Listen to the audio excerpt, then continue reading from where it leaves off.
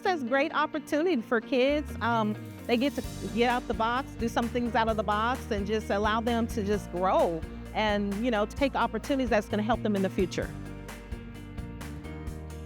I did a hyper-ranging electronics kit, civil structure bridge, a safety poster, and a business card.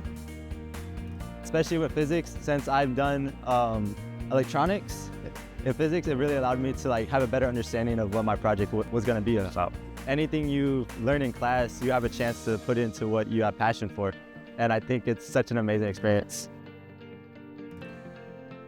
Really enjoyed the creative building process of making a trebuchet. Obviously it's a medieval siege weapon. There's lots of things to look at and study, but the actual testing process and getting it within our specifications is all our own. And that the thought that has to go into that and the creativity that have to go into that is something I'm definitely going to keep with me.